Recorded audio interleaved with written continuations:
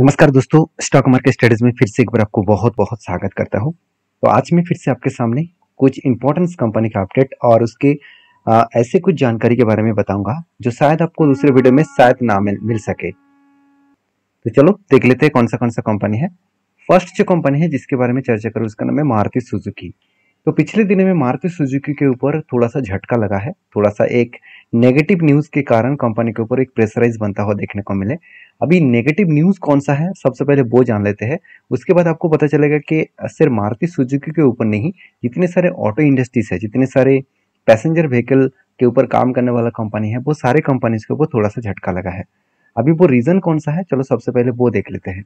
अगर मैं data update के बारे में बात करूं तो माइंड्स दिग्गज वेबसाइट के ऊपर इस तरीके से अपडेट मुझे देखने को मिला कि Maruti Suzuki share price fall as M K returns reduce called off Hyundai Motors India IPO. मतलब क्या है, मैं आपको समझाता हूँ। एम के जो ग्लोबल है वो खुद के जो टारगेट है उसको रिड्यूस किया है, और एम के ग्लोबल का टारगेट आप देख सकते हैं। एम के ग्लोबल फाइनेंशियल सर्विसेज जिन्होंने खुद के टारगेट को मेंटेन्स किया, मतलब थोड़ा सा रिड्यूस किया। उसके पीछे बिग रीजन है कि होंडाई मोटर्स जो मार्केट में आज तक आईपीओ नहीं लेके आए थे, जो मार्केट में अभी तक लिस्टिंग नहीं था, वो आईपीओ लेके आने वाले हैं। तो इंडियन मार्केट में वो आईपीओ लेके आने वाले हैं और होंडाई मोटर्स आईपीओ लेके आएगा, मतलब मारुति सुजुकी के ऊपर थोड़ा सा प्रेशराइज बनेगा, क्योंकि मारुति सुजुकी को बीट कर रहे हैं अभी होंडाई मोटर। आप यहाँ पे खुद ही देख सकते हैं। मैं थोड़ा सा यहाँ पे जूम कर देता हूँ और भी आपको आसानी होगा देखने में।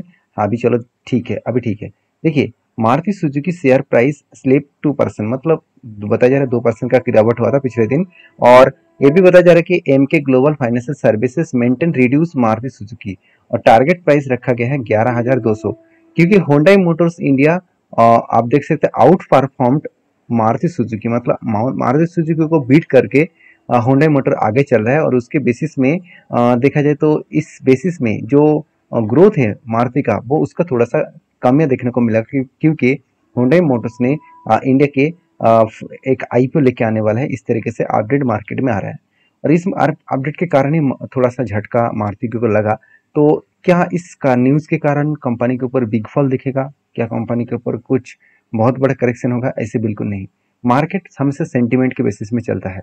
अगर नेगेटिव न्यूज ही होता तो 2% का गिरावट नहीं होता, एक डायरेक्टली जाकर 10 से 15% का गिरावट होता।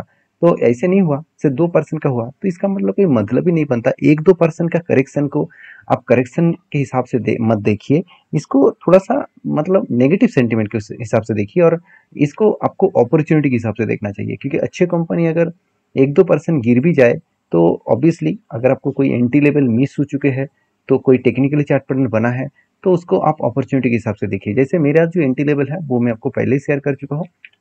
जहाँ पे यहाँ पे रेंज बना था, उसके बाद जब ब्रेकआउट किया तब मैंने इस जगह पे एंट्री लिया, और धीरे धीरे करके वो ऊपर जा रहा है। तो ऊपर जाने के बाद देखिए इस जगह पे बहुत दिनों तक कंपनी होल्ड कर रहा है, बहुत दिनों तक बार बार इस लेवल को वो ब्रेक करने का कोशिश कर, मगर ब्रेक नहीं कर पा रहे। अगर इसको ब्रेक करे तो 13,600 के आसपास आने का चांसेस है। मगर एम के ग्लोबल ने क्या कह दिया कि उनका टारगेट है 11,200, मतलब उनका कहना है कि 11,200 तक आने का चांसेस है, ऑलमोस्ट बोल सकते हैं जहाँ पे मेरा स्टॉप लॉस है उस लेवल तक। तो देखिए आएगा कि नहीं आएगा वो तो अलग बात है, क्योंकि हर किसी का अलग अलग ओपिनियन है। मैं ऑब्वियसली इस कंपनी के ऊपर कंटिन्यू करना चाहता हूँ, बाकी आपकी क्या राय है जरूर मुझे कमेंट्स करना। नेक्स्ट जो कंपनी है उसके बारे में चर्चा करूँ, उसका नाम है 5 पैसा कैपिटल। देखिए 5 पैसा के लिए सबसे पहले मैं चार्ट को दिखा दूं तो एक साल में कुछ खास परफॉर्मेंस नहीं हुआ। एक टाइम कंपनी धमाका हुआ था, 366 से लेकर कंपनी हाई किया था करीबन 736। ओवरऑल एक साल में कंपनी डबल के आसपास रिटर्न दे चुके थे, और उसके बाद फिर से करेक्शन हो गया और अभी कंपनी का रिटर्न रेशियो थोड़ा सा कम हो गया। अभी ऐसा क्या हुआ, कंपनी इस तरीके से शानदार ग्रोथ होने के बाद बिग क्रैश हो चुके हैं। देखिए मार्केट में जब भी रिलायंस जियो का इस सेगमेंट में, मतलब स्टॉक ब्रोकिंग सेगमेंट में एंट्री लेने का अनाउंसमेंट किया गया, तब से लेकर सारे ब्रोकिंग कंपनीज के ऊपर प्रेशराइज है।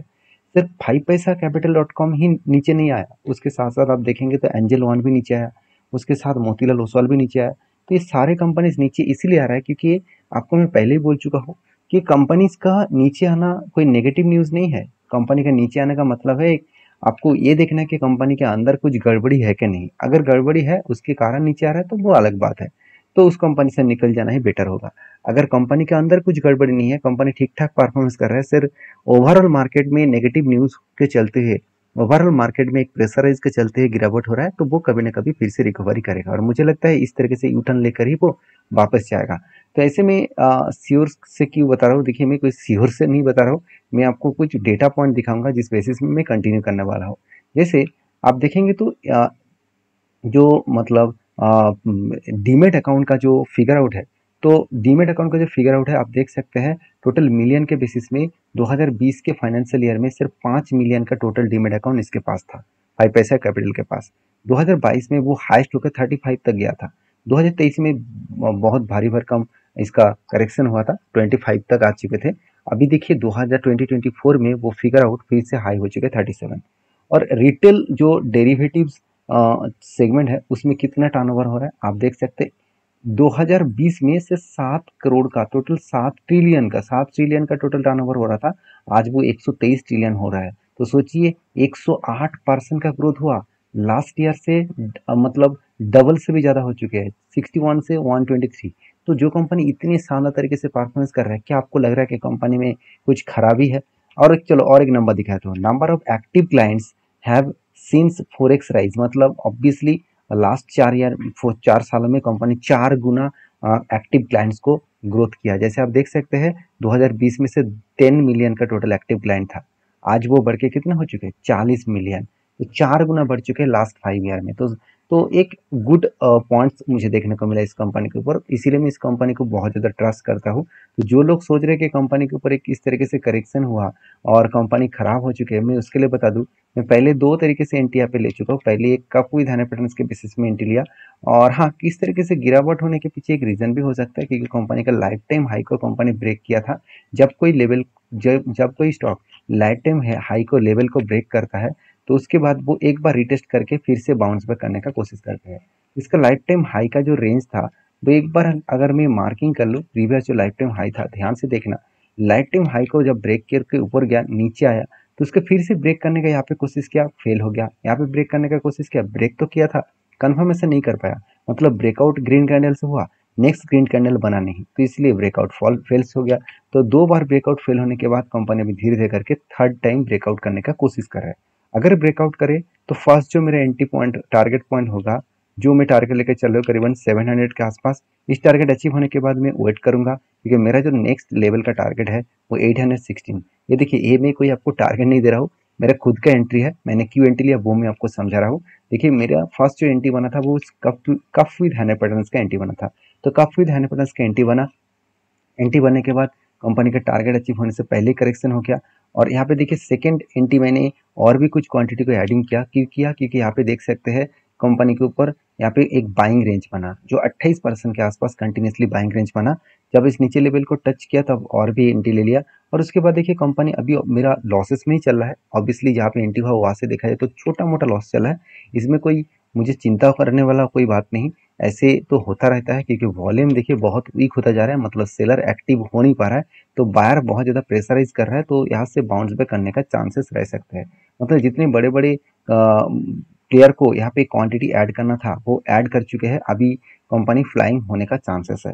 तो बाकी देखा जाएगा क्या होने वाला है क्या नहीं होने वाला है, तो इसके लिए आपको तैयार रहना होगा। हाँ, एक गुड पॉइंट्स भी इस कंपनी, सॉरी एक वीकनेस पॉइंट भी इस कंपनी के ऊपर देखने को मिला था। 5 पैसा कैपिटल के ऊपर जो इसका जो सीईओ था, उन्होंने स्टेप डाउन किया, मतलब उन्होंने रिजाइन किया, और रिजाइन करने के कारण कंपनी के ऊपर भी एक नेगेटिव सेंटीमेंट क्रिएट हुआ था। और ये रिपोर्ट आया था 31 में, तो मतलब जब रिपोर्ट आया था तभी मैंने आपके साथ शेयर किया था। तो नेक्स्ट जो कंपनी है उसका नाम है general insurance corporation of India. तो इस कंपनी के ऊपर बातचीत मैं इसीलिए कर रहा हूँ क्योंकि इसके ऊपर मुझे कोई भी कमेंट्स नहीं आया, सिर्फ मैं खुद इस कंपनी के ऊपर वीडियो बनाकर शेयर कर रहा हूँ। क्योंकि जब मैंने इस कंपनी के ऊपर एक टेक्निकली चार्ट पैटर्न्स के बेसिस में एंट्री लिया था, और तो वो एंट्री लेवल कहाँ तक गया, क्या सही में मेरा टारगेट हो चुके, वो सबसे पहले मैं आपको दिखाऊंगा। अब ध्यान से चीज़ों को देखना, डेटा को देखिए। टेक्निकली देखा जाए तो कंपनी के ऊपर एक पैटर्न्स बना था, 1 2 3 4, 4 के 4 बाइंग कैंडल बने, और इस बाइंग कैंडल का टोटल रेंज बना था 32%, 32.60% के आसपास रेंज बना था। जब भी कंपनी नीचे आकर इस लेवल को टच करे तब मेरा एंट्री बना, और मैं इंतजार किया, मतलब इंतजार कर रहा हूँ इस हाई लेवल तक टारगेट पाने का, जो अराउंड 445 रुपीज़ के आसपास है। मेरा एंट्री लेवल बना अराउंड अराउंड 334, और 445 रुपीज़ का आसपास टारगेट बनेगा, जो टारगेट निकल कर रहा है 32%। अभी देखिए मेरा एंट्री होने के बाद कंपनी धीरे धीरे करके ऊपर जा रहा है, थोड़ा सा टाइम लगाकर ऊपर जा रहा है, क्योंकि यहाँ पे होल्ड किया, फिर से एक हाई किया, उसके बाद नेक्स्ट हाई उसके ऊपर किया, उसके बाद फिर से नेक्स्ट हाई ऊपर करने का कोशिश कर रहा है। अभी देखिए टारगेट कब मिलेगा वो तो पता नहीं, मगर किस कंपनी के ऊपर मैंने ट्रेड क्यों लिया वो मैं आपके साथ शेयर करूंगा। क्योंकि मैंने ट्रेड लेने के दो रीजन है। पहली बात, कंपनी के वैल्यूएशन मुझे बहुत सस्ते में लगा, आरओसी आरओई बेस्ट है, इनकम जबरदस्त है, 1 रुपया भी कर्जा नहीं है इस कंपनी का, और प्रोमोटर के पास होल्डिंग सबसे ज़्यादा है। ऑब्वियसली प्रोमोटर के पास ही सब कुछ है। तो कंपनी ने क्वार्टरली जो रिजल्ट पब्लिश किया ना, वो आप देखकर खुश हो जाएंगे, क्योंकि कंपनी का कंटिन्यूसली देखिए सेल्स का आंकड़ा हमेशा पॉजिटिव रहता है। एक्सपेंस को मिटाने के बाद कंपनी पिछले साल में जो प्रॉफिट किया था, इस बार प्रॉफिट थोड़ा सा कम हुआ, मगर लास्ट कुछ फ्यू क्वार्टर्स में कंपनी का जो प्रॉफिट डाउन हुआ था उसको रिकवरी कंपनी कर चुके हैं। और यही कारण की वजह से ऑब्वियसली मैं इस कंपनी के ऊपर कंटिन्यू कर रहा हूँ। बाकी एज ए इन्वेस्टर, प्रोमोटर के बाद एफएस के पास तो होल्डिंग नहीं है, डीएस के पास सबसे ज़्यादा होल्डिंग सर, पब्लिक के पास ना के बराबर। एक फर्स्ट टाइम मुझे कोई गवर्नमेंट कंपनी मिला जहाँ पे डीएस के पास होल्डिंग ज़्यादा है और पब्लिक के पास होल्डिंग ना के बराबर है। तो चलो बाकी कंपनीज के बारे में भी चर्चा कर लेते हैं। उससे पहले मैं रिक्वेस्ट करूंगा, अगर वीडियो अच्छा लग रहा है तो प्लीज़ एक लाइक जरूर कर देना और दोस्तों के साथ भी शेयर करना। और हाँ, ये वीडियो में जितने सारे इन्फॉर्मेशन मैं आपके साथ शेयर कर रहा हूँ वो एजुकेशन पर्पस में है, मेरा खुद का ट्रेड है। प्लीज़ आप मेरे ट्रेड से देखकर कोई भी ट्रेड मत लेना, वहाँ पे आपको लॉस होने का चांसेस रहेगा। तो प्लीज़ आपके सेबी रजिस्टर्ड एडवाइजर के साथ बातचीत करके ही काम करिए। नेक्स्ट जो कंपनी उसका नाम है प्रीमियर एक्सप्लोजिव लिमिटेड। तो प्रीमियर एक्सप्लोजिव लिमिटेड बेसिकली एक छोटा सा कंपनी है, फिर भी इस कंपनी के ऊपर एक गुड अपडेट है, वो अपडेट मैं आपके साथ शेयर करूंगा। कंपनी 21 तारीख को, जून के 21 तारीख को आपको स्प्लिट देने जा रहा है, और हर एक के बदले आपको 5 शेयर देने जा रहा है। क्योंकि इसका फेस वैल्यू 10 रुपया था, वो 2 रुपया बनने जा रहा है। तो जो लोग स्प्लिट पाना चाहते हैं तो इस कंपनी के ऊपर डीपली रिसर्च करें, उसके बाद काम करें। तो मिलते हैं नेक्स्ट वीडियो में, तब तक के लिए धन्यवाद।